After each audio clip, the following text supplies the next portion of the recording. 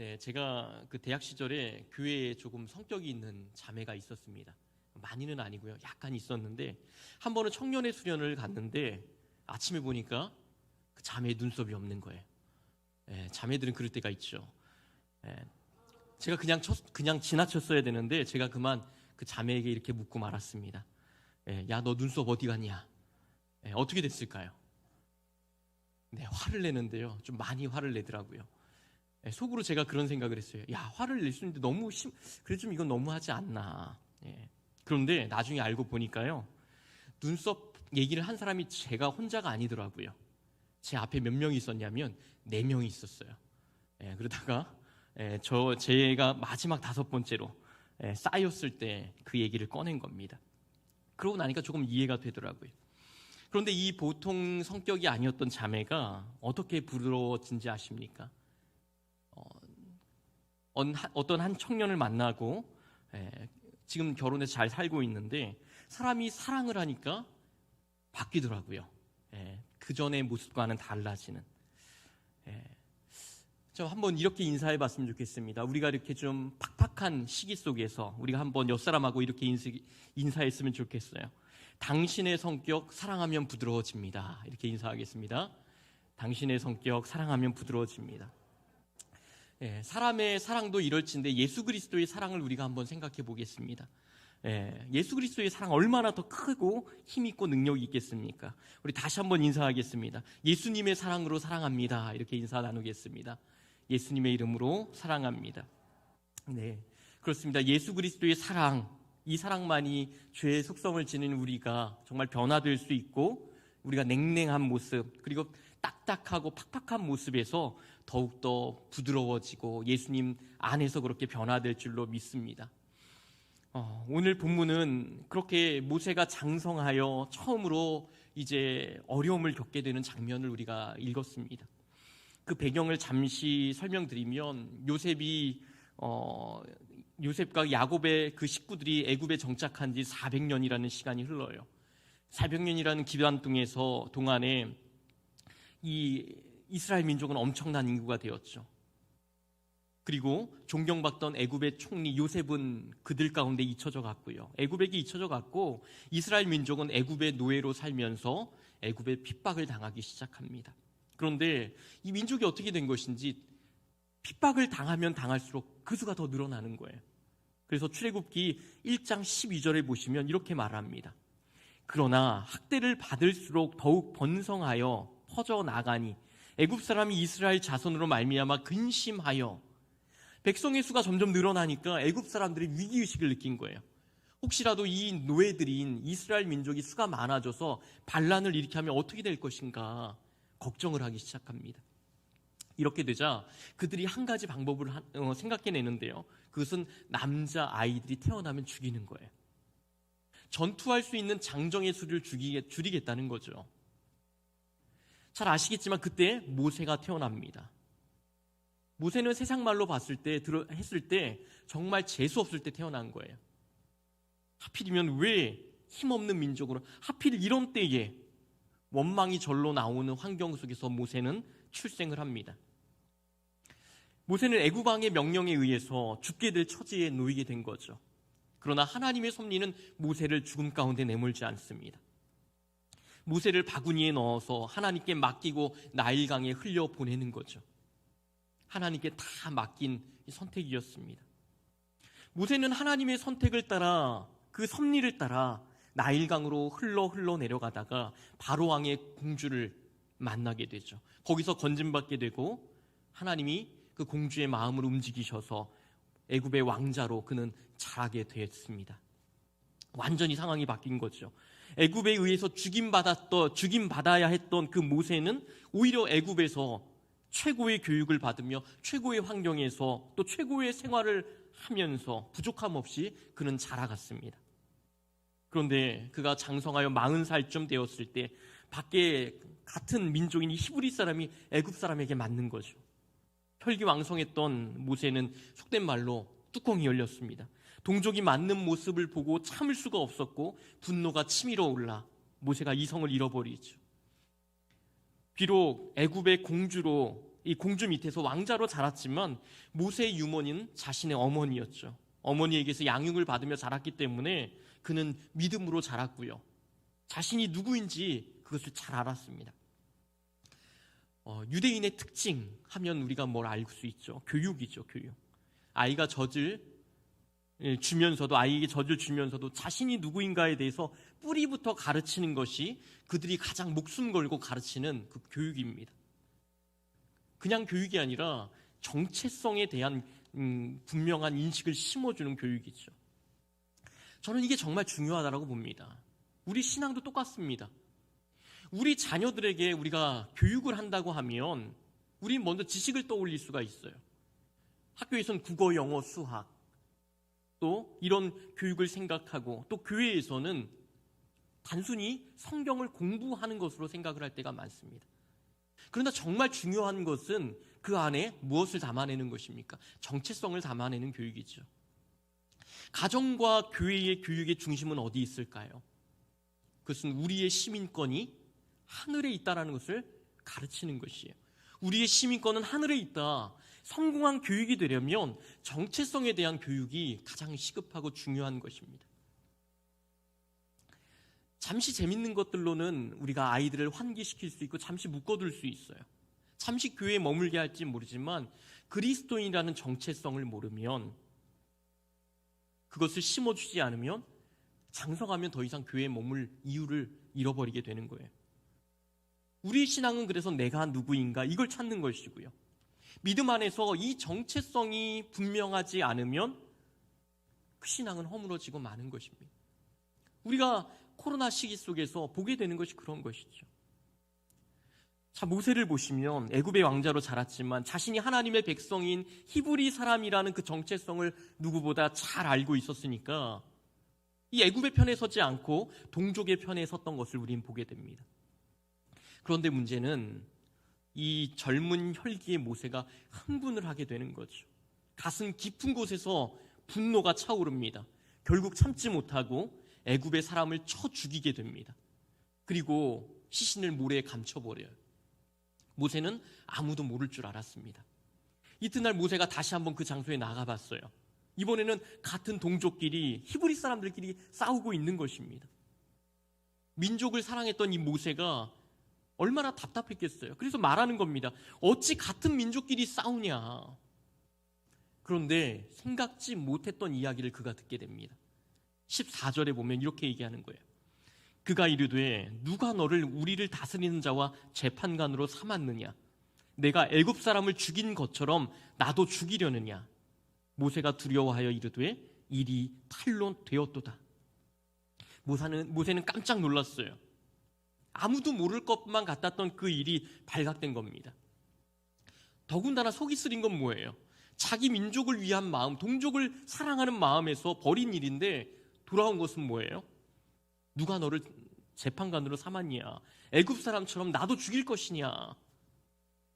이런 답변이 돌아왔으니 얼마나 실망스럽겠습니까? 우리가 주님의 일을 하다 보면 이럴 때가 있죠. 정말 순수한 마음으로 열정으로 다 했는데 결과는 칭찬일 줄 알았는데 오히려 그 반대가 될 때가 있습니다.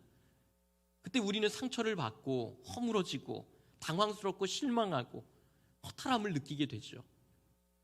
그 자리를 그래서 우린 도망가 버리고 싶은 마음이 들어버리는 겁니다. 모세는 그 쓰라린 마음을 안고 그 모든 일이 탄로가 나자 그가 선택한 것은 뭐예요? 도망이었습니다.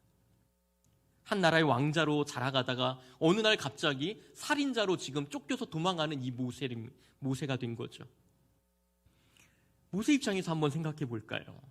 그가 가진 정체성, 민족을 사랑하는 마음, 그것에 대한 결과는 무엇입니까? 엉망이 된 인생, 너무나 비참한 인생이 된 것이에요. 이게 모세가 신념을 지킨 결과였던 겁니다. 그러나 여기서 끝났을까요? 우리가 잘 알고 있듯이 모세는 이스라엘이라고 하는 하나님의 선택을 받은 이 민족의 지도자로서 그 놀라운 일을 감당해내고 쓰임을 받게 되었다는 것을 우리는 잘 알고 있습니다. 그런데 여기서 중요한 것이 있습니다. 우리가 주의 깊게 중심을 가져서 살펴야 할 것이 뭐냐면 그것은 하나님이 모세를 사용한 것이지 모세가 민족을 구한 것은 아니라는 거예요. 다시 말하면 모세가 어떤 계획을 가지고 어떤 방법을 가지고 나아가서 이 일을 이루어낸 것이 아니라 하나님이 일방적으로 모세를 몰아넣으시고 또 모세를 사용하셨다는 것입니다. 여러분, 우리는 흔히 얘기하듯이 준비된 사람이 되어야 합니다. 하지만 순서가 굉장히 중요합니다. 내가 이러한 저러한 것을 준비해서 나아가면 하나님이 이루어 주시겠지, 이게 아니라는 거예요. 내가 나의 방법과 계획을 가지면 하나님께서 그것을 이루어 주시는 것이 아니라 우리가 먼저 해야 될 것은 뭐예요? 우리가 하나님의 방법과 계획을 먼저 배우는 거예요. 내가 하나님의 일하심에 사용되겠다라는 그 전제가 우리 마음에 깔려야 된다라는 것입니다. 이게 없으면 자꾸만 내가 하려고 하는 거예요. 내가 가진 자원과 능력으로 내가 무엇을 이룰 수 있다라고 생각을 해요. 이것을 믿음이라고 생각해 버립니다. 그러다 보면 말로는 하나님을 말하지만 그 안에는 자신의 능력과 세상의 자원을 믿고 의지하는 모습이 내 안에 싹트게 되는 것이죠. 보세요. 모세는 40세에 그 당시 최고라고 하는 애굽의 수많은 지식과 그 모든 것을 배웠고 정말 젊고 유능한 인재였습니다. 그러나 그런 모세가 처음 자기 민족을 위해 했던 일이 무엇입니까? 그것은 애굽 사람을 죽이는 것이었어요. 만일 이때 수많은 이스라엘 사람들이 애굽 사람을 쳐 죽였던 이 모세를 반기면서 왕자라는 이 신분에 어떻게 보면 멋진 위치에 있는 이 모세를 따랐다면 과연 어떤 일이 일어났을까요? 아마 유혈 사태가 벌어지지 않았을까요? 수많은 사람들이 애굽과 싸우고 거기서 죽어나갔을 것입니다. 결국 하나님이 약속하신 가나안 땅을 향해 나아갈 수 없었을 거라고요. 어떻게 보면 하나님의 뜻과는 전혀 다른 방향으로 그 일이 전개되었을지 모르겠습니다. 어쨌든 오늘 이 모세가 자기의 힘으로 이스라엘 민족을 구원하려고 한 결과는 오늘 본문 이후에 나와 있죠. 미디안 광야로 쫓겨나서 결국 그곳에서 40년간 목동 생활을 하게 된 것입니다. 모세는 미디안 광야에서 인생의 고난 가운데 있었지만 하나님의 계획과 방법을 배우는 시간을 갖게 됩니다. 나 중심에서 하나님 중심으로 인생의 무게 중심이 완전히 바뀌는 그 시간이 바로 이 40년의 시간이었죠. 우리는 한번 잘 생각해 봐야 합니다. 나는 과연 삶의 무게 중심이 누구에 의해 움직이고 있는가? 어디에 발을 놓아놓고 있는가? 삶의 결정권이 나로부터 출발하고 있는가? 아니면 하나님으로부터 출발하는 그런 중심을 가지고 있는가? 이걸 점검해야 합니다. 이 문제가 해결되지 못하면 어떻게 되는 거예요? 오늘 이 모세와 같은 실수를 우리는 늘 범하게 되는 것입니다. 우리 삶에 있어 열심은 너무나 유익한 일입니다. 그러나 참된 열심이 되지 않으면 그 열심은 나를 주장하게 돼요.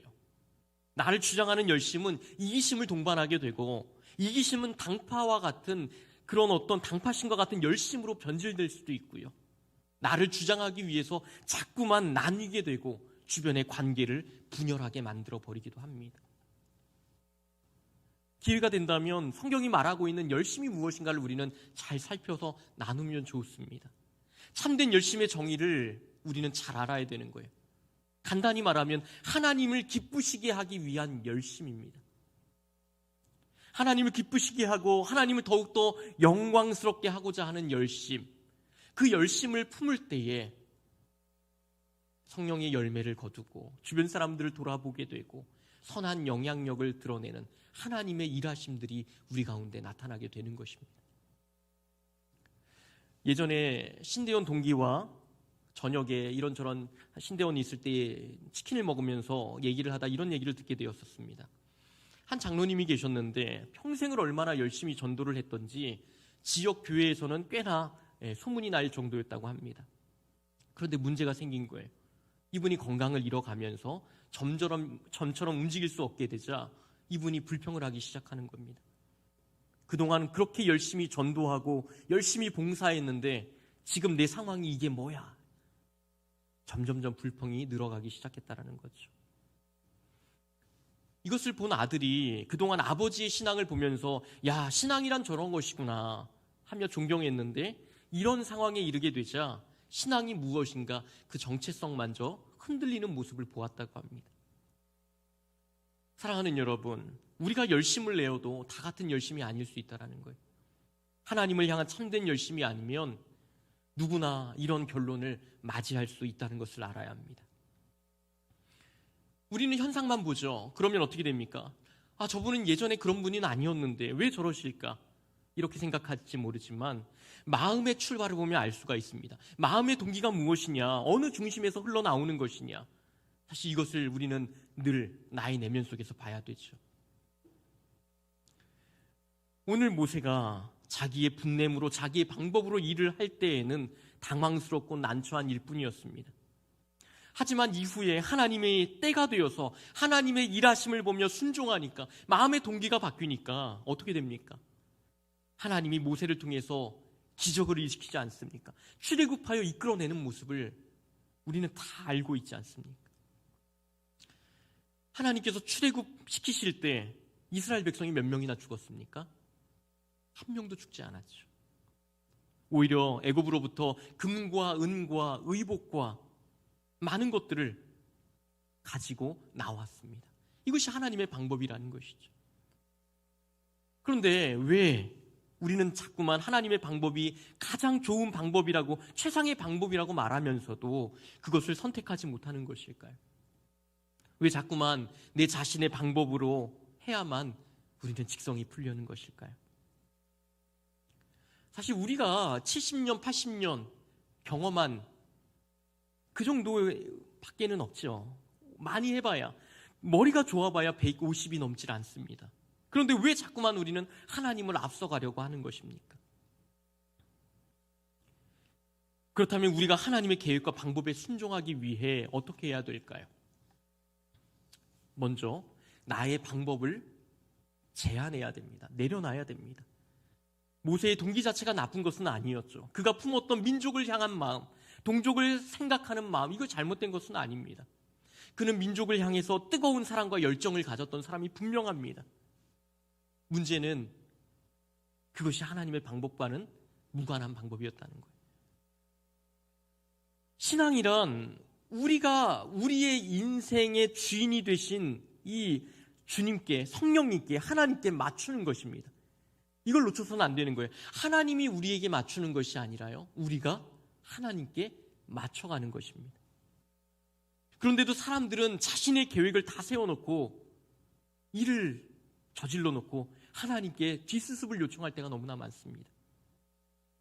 입으로는 하나님이 나의 주인이라고 말하고 고백하지만, 나는 하나님의 종이라고 고백하지만 이름이 종일 뿐 언제나 주님 자리에 앉기를 좋아하는 것이 바로 우리의 이 죄악된 속성이고 모습이라는 거죠.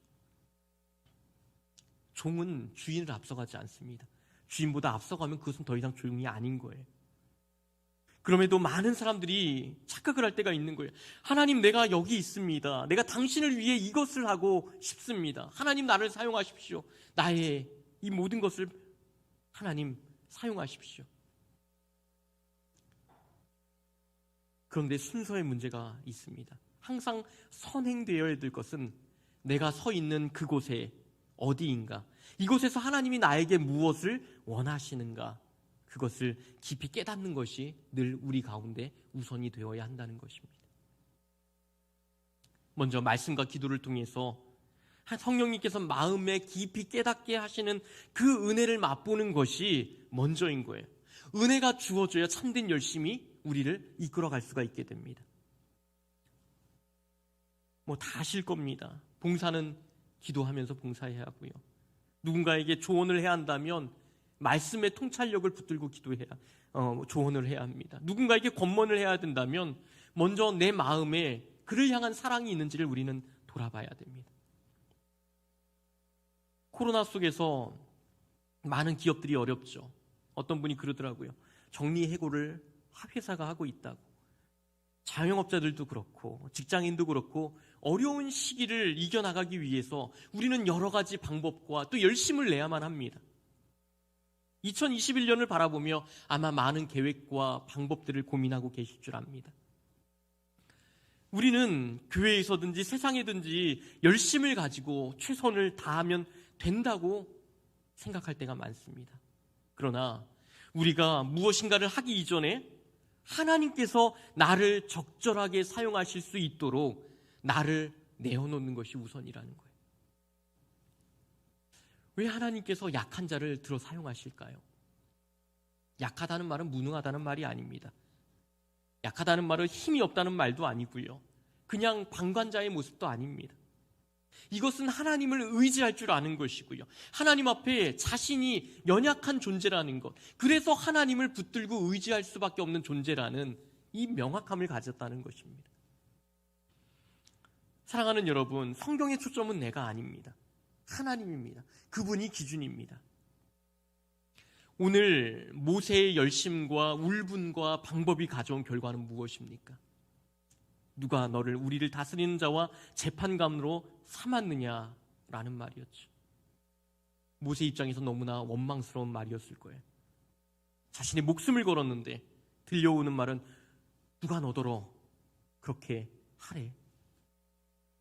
열심히 주를 위해 최선을 다해 봉사를 했는데 1년 동안 그렇게 주님 앞에 매달리고 왔는데 돌아오는 말은 누가 너더러 그렇게 하래. 여러분이라면 어떻게 하시겠습니까? 로마서 8장 14절을 잘 기억하시기 바랍니다. 우리가 살아도 주를 위하여 살고 죽어도 주를 위하여 죽나니 그러므로 사나 죽으나 우리가 주의 것이로다. 나를 기준으로 살아가는 이 시대 속에서 이런 말씀은 너무나 받아들이기 힘든 말씀입니다. 나를 위하여 사는 사람들에게 사나 죽으나 주를 위하여 살아라. 얼마나 터무니없는 말로 들릴까요? 이런 생각 자체가 이 시대에 만연한 죄악이기 때문에 그렇습니다. 죄의 본질은 다른 게 아닙니다. 하나님이 중심에서 생각하지 않고 내가 중심이 되는 생각들입니다. 하나님을 중심으로 살아가라고 지음받은 인간이 자기 중심대로 살겠다고 말하는 거예요. 그게 죄입니다. 아담과 하와가 그랬고 지금 우리들도 사실 동일하죠. 모든 죄는 하나님이 중심되지 않는 그곳에서부터 시작되는 것입니다. 그래서 올바른 신앙은 자기를 부인하는 거예요. 자기를 드러내는 것이 아니라 오히려 자기를 죽여가는 것, 자기를 부인하는 것입니다. 많은 사람들이 구원의 공로가 오직 주님께 있다고 말하면서도 자꾸만 내가 주체적으로 되려고 하는 거예요. 내가 드러나길 원하는 거예요. 내가 하나님의 주권을 인정한다고 고백하면서도 하나님의 지배를 받기 싫어하는 것입니다. 하나님은 모세를 택하여 부르셨지만 모세가 그것을 깨닫기까지는 참 오랜 시간이 걸렸습니다. 자신의 방법으로 안 된다고 완전히 인식할 때까지 그는 많은 훈련을 받아야 했고 40년이 지난 80세가 되었을 때에 비로소 하나님이 그를 부르셔서 말씀하십니다. 이제 내가 너로 바로에게 보내어 너로 내 백성 이스라엘 자손을 애굽에서 인도하여 내게 하리라. 하나님은 모세의 출생에서부터 마지막까지 분명한 목적을 가지고 부르셨습니다. 분명 긴 시간의 이 훈련의 시간이 필요했지만 하나님은 결국 그 목적대로 모세를 사용하셨습니다. 그렇다면 여러분들은 어떠세요? 여러분, 하나님이 여러분을 부르셨습니까? 그렇다면 무엇을 위해서 부르셨습니까? 여러분을 향한 하나님의 계획은 무엇입니까? 하나님이 이곳까지 여러분을 부르신 목적은 무엇이겠습니까? 어떻게 해야 우리가 하나님의 그 계획에 순종할 수 있겠습니까? 분명한 것은 나는 나를 위해서만 살아가는 존재가 아니라는 사실입니다. 나는 나를 위해 살아가는 인생이 아닌 거예요. 하나님이 저와 여러분을 지금 이 자리까지 불러주신 것이 확실하다면 그 부르심에는 합당한 목적이 있을 줄 압니다. 그것을 찾아내야 합니다. 그것이 저와 여러분을 설명하는 정체성이 되어야 합니다. 아마 이 자리에 오늘 이 저녁에 많은 문제 앞에, 인생의 질문 앞에 늘 서시는 것으로 압니다. 그러한 질문 앞에 또한 나는 누구인가 그 정체성을 가지고 하나님의 방법을 구하며 나아가는 우리 모두가 되기를 주님의 이름으로 축원합니다.